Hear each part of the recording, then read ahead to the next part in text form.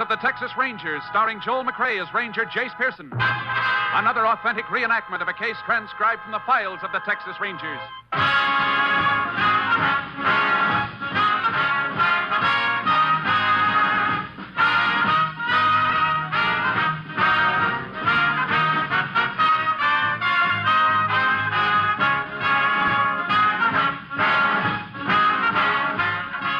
Names, dates, and places in the following story are fictitious for obvious reasons.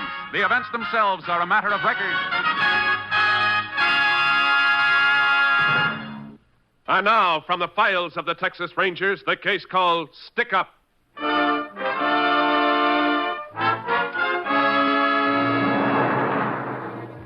It is early morning, September 6, 1938, the day after Labor Day. In a quiet little town of Avon, Texas, the last breakfast customer has just left Baker's Beanery. Owner Tom Baker, alone in the roadside cafe, stands behind the counter, washing dishes. Why they're a-dying, Nellie started crying. You ain't going to two-time me. Oh, howdy, General. Howdy, boy. Sure getting hard, ain't it? Uh-huh. I reckon I could give you a hand with them dishes in exchange for a bottle of soda pop. You're sure playing it safe. What you mean? I saw you watching through the window. You waited till I got down to this last plate before you come in with that proposition. Oh, saw me, eh? You want me to fill the sugar bowls for you? Already done that. Need some spuds peeled, though. How many? About a bushel. Oh. Then I guess I'll have to pay in cash. General, you're the biggest moocher in the whole state of Texas. Well, I'll get a free one off you yet. Now, how about giving a cash customer some service, boy? Just one thing first. What's that? You sure you got a nickel? I mean, you ain't going to finish the soda and then tell me you lost the money through a hole in your pocket. You ain't never going to forget that, are you? Well, this time I got the money. 5 cents? Well, I got 4 cents. I'll give you IOU for the other penny. That's all right. I'll trust you. You being a war hero and all that. What kind do you want? What kind you got? Oh, sarsaparilla, grape, orange, lime, cherry. Hey, you got root beer? Yeah. That's what I want. All right. Here you are. Hey, shove them straws down here, will you? Sure you don't want me to drink it for you? I can manage, thank you. Well, what are you waiting for, boy? That's 4 cents, or do you want me to send you a bill at the end of the month? Go on. Wait on that young fella that just come in. Come on, let's see your money first. Be right there, mister. All right. Money crazy, that's all you are. That's 1 penny. Yep. 2. Mm-hmm. Say, it's an Indian head penny. 1907. Come on, hurry up. 3. Now, that's funny. I'd have swore I had another penny. Got another hole in your pocket? Oh, I guess I just forgot to sew up the old How one. about it, mister? I'm in a hurry. Coming. Want to see the menu? No, give me packed gum. All right, what flavor? Peppermint? Hey, Tom, how about a glass with some ice in it? You trying to bankrupt me or something? Here's your gum. That'll be a whole nickel. Thank you. 5 cents out of a quarter. I'll take that folding money.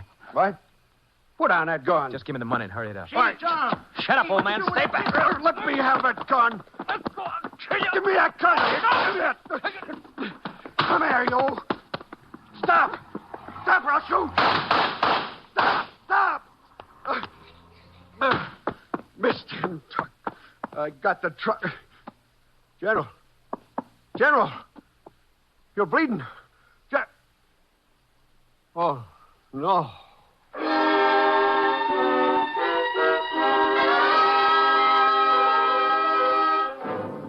Tom Baker notified the sheriff's office of the attempted robbery and killing. Sheriff Lon Gunther could not be reached immediately, and the assistance of the Texas Rangers was requested. Ranger Jace Pearson was assigned and arrived at the scene 10 minutes later. The sheriff arrived soon after, and he joined the ranger in questioning Mr. Baker. Is the gun on the counter, Mr. Baker? Yeah, that's it, Ranger. I was trying to get it away from the guy when it went off. I never should have done it. I should have just given him the money. The general might be alive right now if I had. No, there's no use figuring that way, Tom. Well, it's... You cover him up with those towels?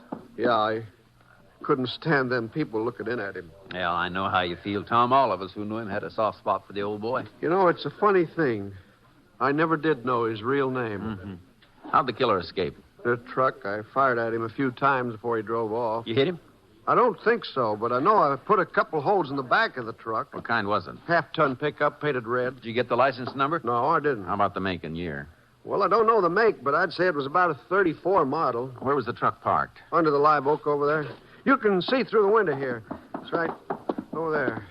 Uh-huh. And it was parked kind of catty corner, so he had to jump in the right side. Could you see into the cab? No, I couldn't. What'd the man look like? Oh, about average height, dark hair, just an ordinary-looking guy. How old? His 20s, I'd say. How was he dressed? Denim pants and a black cowboy shirt with white piping. Like tore his sleeve off when we was fighting. We put out an all-points bulletin, Sheriff. You might not find it so easy to hide a red truck with bullet holes in it.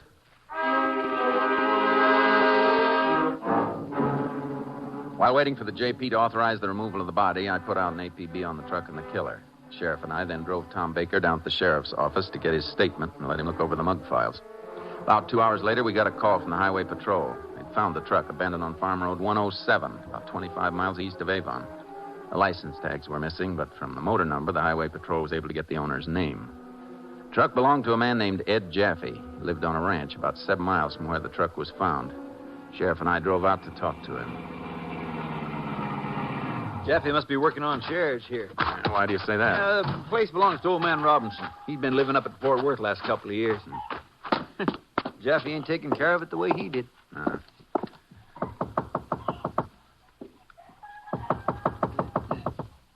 a minute. Yes?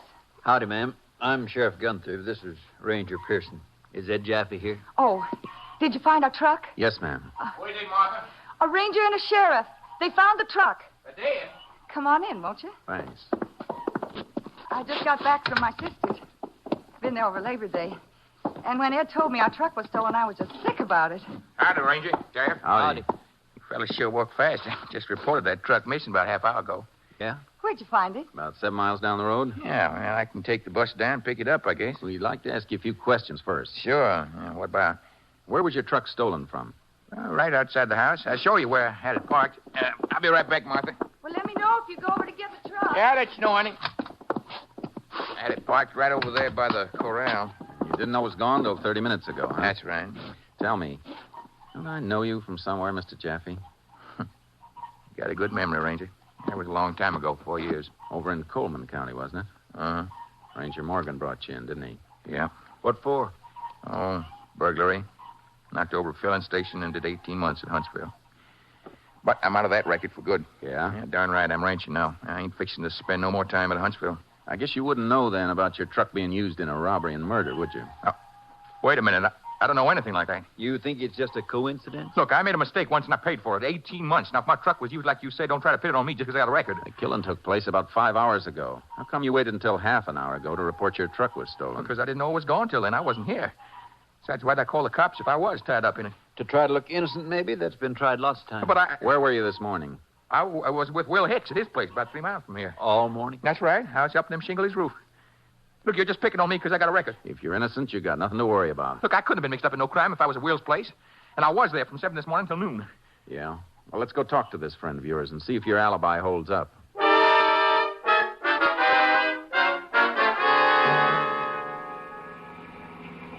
That his house over there? Yeah, just turned down this dirt road. There's somebody working on the roof, all right. Sure, that's Will. I told you he was putting shingles on it.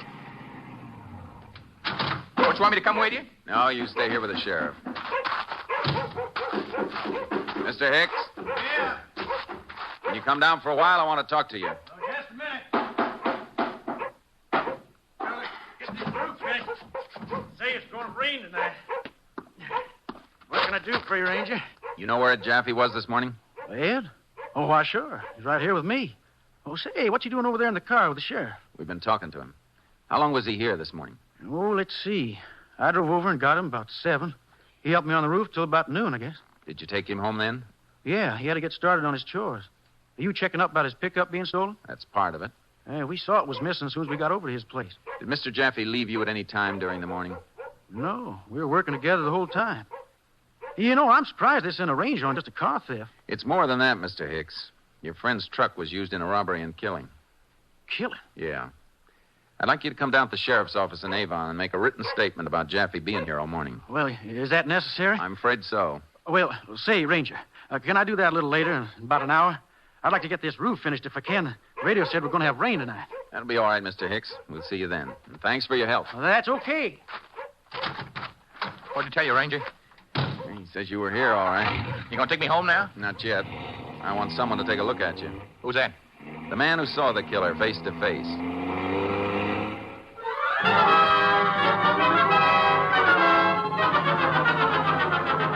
We drove Ed Jaffe into town and took him into the sheriff's office. We had Tom Baker look at him. He was positive Jaffe was not the killer. We had one of the sheriff's deputies drive Jaffe back to his ranch and proceeded to show Tom Baker more mugshots of every man picked up for robbery in the county within recent years. An hour later, Mr. Baker was still looking. This one? No? No? No. How about this one, Mr. Baker? No. Let me see. No, nothing like him. Yeah, that's the last of this bunch.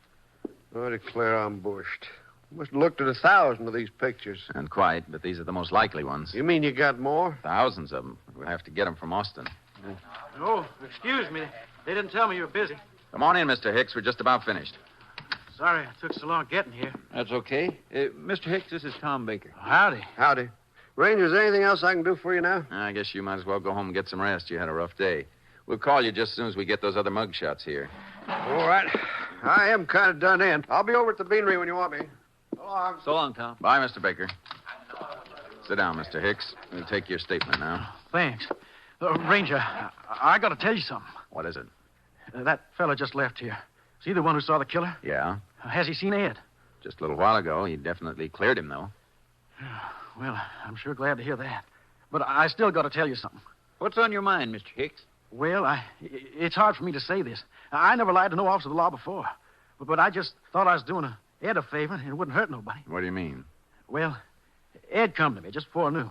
You know his wife was away. Yeah. And he said he'd been down here in town seeing some gal he knows. You know how some fellas are. And what about it? Well, he told me his pickup was really stolen in front of this gal's house. He didn't want his wife to find out where he was.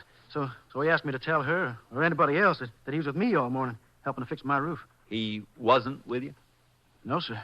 He wasn't. Why didn't you tell me that before? Well, when you told me it wasn't just a stolen truck, but a killing, why, I just didn't know what to do. Uh-huh. Well, that sure puts a new light on things. In the first place, I don't think there was a woman. Why do you say that, Jace? Look, if his truck really was stolen in town, he'd have gone to your office and reported it. He wouldn't have mentioned who he was visiting. Well, then why'd he tell me that story about a woman? So you'd come to his rescue and say he was with you all morning? Yeah, but now, Jace, if there was no woman, why would he want to use Hicks as an alibi? Because maybe that truck of his wasn't stolen at all. Maybe he was driving it himself this morning. Now, hold on, Jace. That mule won't pull. Baker said himself Jaffe wasn't the killer. I know, Sheriff. But Baker saw only one man. That doesn't mean there wasn't another one waiting in the truck. Come to think of it, he did say the killer climbed in on the right side. And I got a feeling that on the left side was the driver, Ed Jaffe. Come on, Sheriff. We're going to pick him up.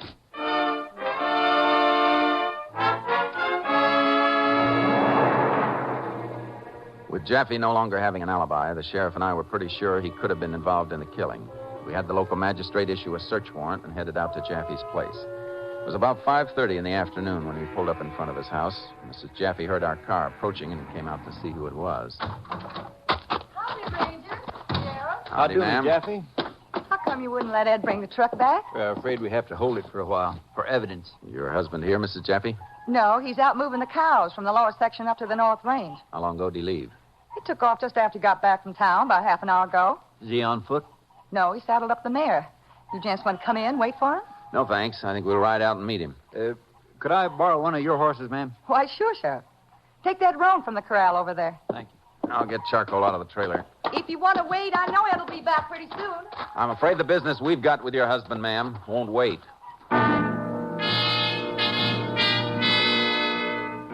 The sheriff and I saddled up and took off across the fields in the direction Mrs. Jaffe had indicated. Ed Jaffe's tracks were easy to follow, but they did not lead to the lower section. Instead, they led to a dry wash about 4 miles from the house. What in the world do you think Jaffe came down here for? I don't know. Hey, wait a minute, Sheriff. Whoa, What is it, Jake? A lot of cigarette butts over there. Yeah. Plenty of foot tracks here, too. Well, they must have stayed here quite a spell, or he wouldn't smoke this many. Not Jaffe, Sheriff. Someone else. Look at all these footprints. They're made by men wearing shoes, not boots like Jaffe. Yeah.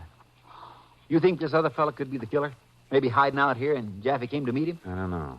Jaffe met someone here, all right. Yeah. Whoever it was, he sure must have been nervous. Darn near wore a rut in the dirt, pacing up and down. Come here, Sheriff. What is it, Jake? Find something else? Yeah, black shirt. Spotted the edge of it sticking out from under the brush. White piping and a torn sleeve. Like the one Baker said the killer wore. I guess Jaffe brought him a change of clothing. I wonder where they went. We better find out before they get too far. There's the tracks Jaffe's horse made leaving here. Yeah.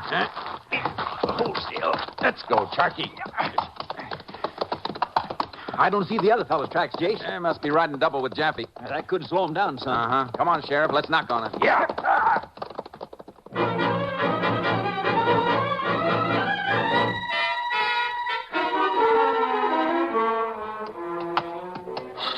Hey, Jace. Oh, Charky. Oh, boy. Jace, I saw Jaffe from up there. He was coming toward us. You riding through the wash? No, he's above it, coming this way. Come on, Charky. Easy, boy. Easy. He was alone, Jace. Just coming over that rise. Yeah. There, see him? Yeah. What's on the other side of the rise? The highway. That's probably where he's been. Come on. Up. Come on, boy. Look, he's turning around, Jace. Jaffe, hold up. He doesn't hear you. He'll hear this. He heard that, all right. He sure did. Go to me, Ranger. You know darn well we were, Jaffe. Boy. Why'd you run? I didn't hear you, honest. Not until I heard those shots. What's the matter? Where's the man you met back there in that wash? Man? What man? I don't know what you're talking about. I just bet you don't. Where you been? I've just been up the store. Yeah? You sure you weren't taking your pal to the highway? No, I just went to the store for a bottle of beer. Come on, Jaffe. We're going back to that highway.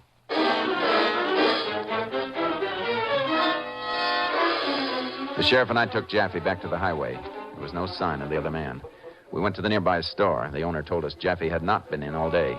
We then drove Jaffe into town and began questioning him. He kept insisting he was innocent. Why do we have to go over the whole thing again, Ranger? I tell you, it's all a big mistake of some kind. No use lying anymore, Jaffe. We followed your tracks and found that shirt on your property. I never saw that shirt before. Look, Ranger, just because I got a record, that don't mean I'm mixed up in nothing. Then why'd you lie about where you were this morning? All right, I tell you. I was with a woman. I didn't want my wife to know when I... What's her name? I don't remember. I don't know it too well. Where's she live? I don't know the name of the street. That story is no good, Jaffe. What do you mean? You think I'm lying? Yes. Well, I ain't. You got no right to say that. Now, listen to me, Jaffe. We know you spun that yarn to Hicks about a woman, so he'd give you an alibi for this morning. But you weren't with a woman, and you weren't with Hicks. Yeah, well, where was I? I'll tell you where you were. You were in your pickup truck. It wasn't stolen. You were driving it. No, I wasn't. You had this other fellow with you, the one wearing the black shirt. And the two of you stopped at Baker's Cafe. No. You kept the motor running while he went in. I wasn't there, I tell you. You're an accomplice. You're as guilty as if you pulled the trigger yourself. Now, wait a minute. Look, suppose I was there. I was outside. I didn't tell him to go in there and knock over the place. That's something you're going to have to prove in court. But if you don't tell us who the other fella is, you're going to stand this murder rap alone. They'll throw the book at you. You think I'm kidding? Uh-uh. Then who is he? What's his name? Cal Martin. I met him about a month ago in Tipton. Just a punk. Works behind the soda fountain in the bowling alley over there. Does he have a record? He don't have nothing, including brains. He's just driving along, and he said he wanted to stop at Baker's place and get a drink of water. Said he was thirsty. So I stopped. Didn't know he had a gun on him. After the old man was killed, what'd you do then? Oh, we ditched the truck where you found it and hiked over toward my place. I told Martin to stay in that wash and keep out of sight till it got dark. Then I went over to Will Hicks and asked him to say I was with him. Right after that, you called the highway patrol to report your truck was stolen. Yeah. This afternoon, I took Martin one of my old shirts so we could get rid of that black one. Darn thing stood out like a sore thumb. Where'd you take him? Over at the highway. Flagged down a bus going toward Tipton. Is that where he lives? Yeah. We said he was going to pack and try to make it down to Mexico. Let's get over to Tipton, Sheriff. Maybe if we hurry, we can change his plans. The sheriff booked Ed Jaffe immediately, and the two of us took off for Tipton. We arrived there about 9:30 that night. Reckon he's still here, Jay? Could be. I phoned the bus station while you were getting the warrant. No bus leaving here till midnight. He's probably waiting in his room rather than go out in the street. There's room, too. There's a light under the door. Guess he's still here. Hear anything? No. Sounds like he's in there, Jace. Open up, Martin. It's locked. You better cover me, Sheriff, while I break it in. Well, he's gone. Take a look in that closet. Okay, Jace. Not in here, Jace. I guess he... What's the matter? Shh. He's outside on the ledge next to the window. I saw the edge of his jeans. What? Well, let's get him. No. Might jump or fall. Well, I guess he's already skipped, Sheriff. Yeah, I guess he has, Jace. Let's go. All right.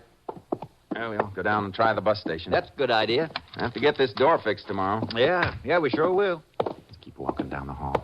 You think he'll come back in the room now? He will if he fell for our little act. You go on downstairs and outside. He might get scared and jump anyhow. Are you going back and wait at the door? Yeah, keep going so he can hear your steps going down. Okay, but you watch yourself, Jason.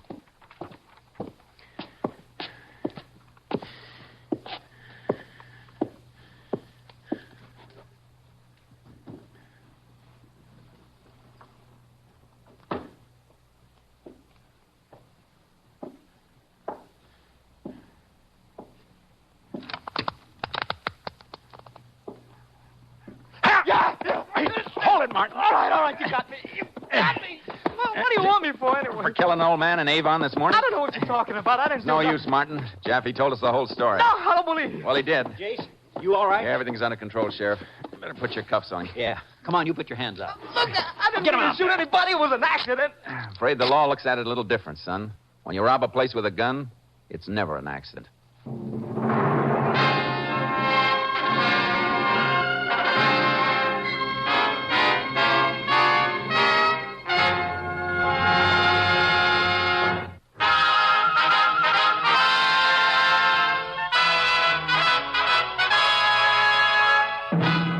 And now, here are the results of the case you have just heard. Cal Martin and Ed Jaffe were charged with armed robbery and murder with malice. Jaffe was sent to the retrieve unit of the state penal system to serve a 30-year sentence.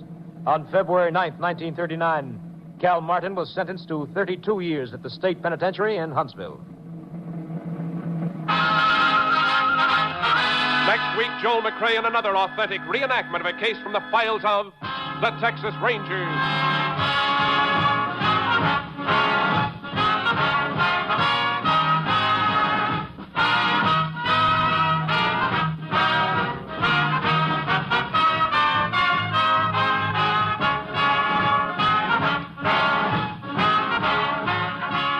Joel McCrea is currently seen in San Francisco Story, a Warner Brothers release. The cast included Tony Barrett, Tom Tully, Leroy Leonard, Parley Bear, Junie Ellis, and Lamont Johnson. Technical advisor was Captain M.T. Lone Wolf Gonzalez of the Texas Rangers. This story was transcribed and adapted by Bernard Ederer and Robert A. White, and the program was produced and directed by Stacy Keach. Tales of the Texas Rangers is heard each week overseas through the worldwide facilities of the Armed Forces Radio Service. Hal Gibney speaking.